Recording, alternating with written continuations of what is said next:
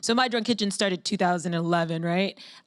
Blew up very quickly. Was really one of the first shows I was aware of on YouTube. You know, I like to say there's the internet is really just 6 degrees of Hannah Hart. You know, yeah. It kind of is, though. Kind of all of the creators that started around that time, right? It's like you sort of all work together and you're in each other's videos and stuff. It was really nice to be in that generation of YouTube. You know, I was very fortunate to be on the rise with people like obviously my best friends Grace Helbig and Mamrie Hart, but content creators like Jenna Marbles and Tyler Oakley and the Fine Brothers and the Vlog Brothers and just like, you know, Epic Mealtime. And like, I feel a lot of pride that I was a part of that generation of the internet, you know?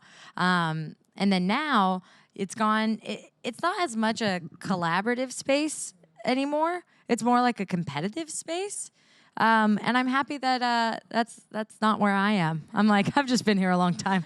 I'm just happy to get views at all, really, you know?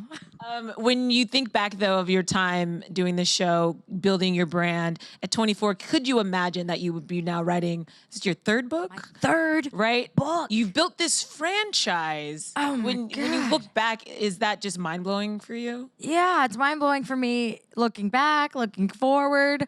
This morning I was interviewing Dan Harris, who has this really magnificent podcast called 10% Happier. And, you know, he was someone that had a panic attack on live television.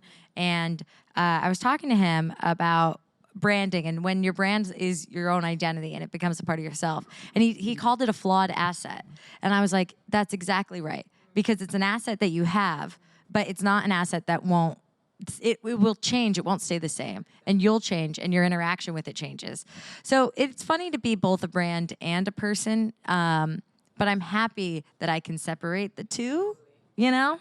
But did that take a little time? Oh, yeah. Oh, yeah. I'm barely doing it. I mean, my podcast is called Analyze This, you know, the self-help podcast that just can't help itself, which is that's pretty cute, right? It's cute.